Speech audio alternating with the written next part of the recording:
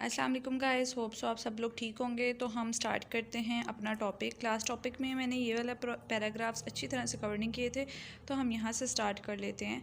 The bronchi continue dividing in the lungs until they have several fine tubes called bronchioles. जो bronchi होता है वो lungs continuous divide हो के lungs में सेवरल फाइन ट्यूब्स बना लेते हैं, जिसको हम कहते हैं bronchioles. The bronchioles progressively lose the cartilage as they become narrower.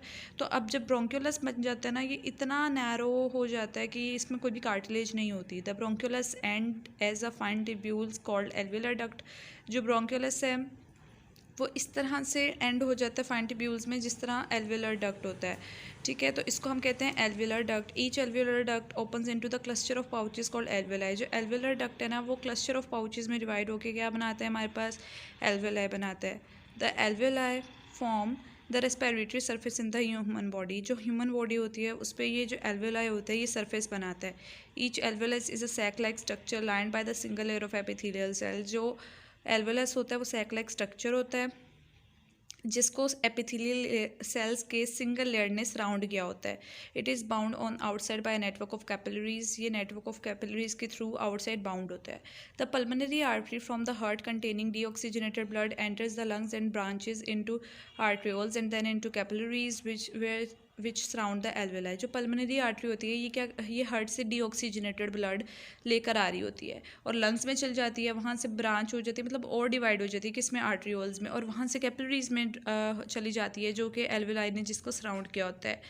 These can join together to form venules which form pulmonary vein. ये एक दूसरे से ज्वाइन होते हैं वेन्यूल्स बनाने के लिए और फिर यहाँ से पल्मोनरी वेन बन जाती है। The pulmonary vein carries the oxygenated blood back to the heart. जो पल्मोनरी वेन है ये ऑक्सीजनेटेड ब्लड वापस दिल के पास लेकर जा रही होती है। उसके बाद आ जाता है हमारे पास the lungs. All the alveoli on one side constitute a lung. जितने भी एल्वियुलाई एक साइड पे होते हैं ना, वो मिलकर क्या बना रहे होते हैं, लंग्स बना रहे होते हैं। There is the pair of lungs in the thoracic cavity. हमें जानते हैं कि हमारी बॉडी में 2 लंग्स होती हैं, पेयर होता है एक लंग्स का, और वो भी थोरेसिक कैविटी में इसकी लोकेशन होती है, वो लाई करता है। The chest cavity is made up of 12 pairs of ribs and the right rib muscle called intercostal muscles. तो जो चेस्ट होता है ना, हमारी चेस्ट वॉल, वो 12 पेयर ऑफ रिब्स से मिलकर, मतलब टोटल 24 रिब्स होते हैं और ये 12 पेयर ऑफ रिब्स से मिलकर बना होता है। और जो रिब मसल्स होते हैं उन्हें हम कहते हैं इंटरकोस्टल मसल्स। ये उनका नेम है, रिब मसल्स का नेम होता है intercostal muscles. A thick muscular structure called diaphragm is present below the lungs. एक थिक मस्कुलर स्ट्रक्चर होता है जिसका नाम होता है डायफ्राम, जो कि प्रेजेंट होता है लंग्स के नीचे। The left lung is slightly smaller. जो लेफ्ट वाली लंग होती है वो थोड़ी छोटी होती है as compare to the right lung and has 2 lobes. और 2 लोब होते हैं दोनों लंग्स के। And the right lung is bigger with 3 lobes. और राइट वाली लंग बड़ी होती है और उसके 3 लोब्स होते हैं, 2 लोब्स सिर्फ लेफ्ट लंग के होते हैं। They are spongy and elastic organs. ये स्पॉन्जी मतलब कि बहुत सॉफ्ट से होती हैं और इलास्टिक ऑर्गन्स होते हैं, लचक होती है इनमें। The lungs are also have blood vessels that are branches of pulmonary arteries and veins. जो लंग्स होती हैं इनमें ब्लड वेजल्स भी होती हैं जो कि फर्दर ब्रांच हो जाती हैं किसमें, पल्मोनरी आर्टरीज में और वेन्स में। Each lung is enclosed by 2 membranes called the outer pleural membrane and inner pleural membrane. हर लंग को 2 मेम्ब्रेन्स ने इंक्लोज किया होता है, एक का नाम होता है आउटर प्लूरल मेम्ब्रेन और एक होती है इनर प्लूरल मेम्ब्रेन।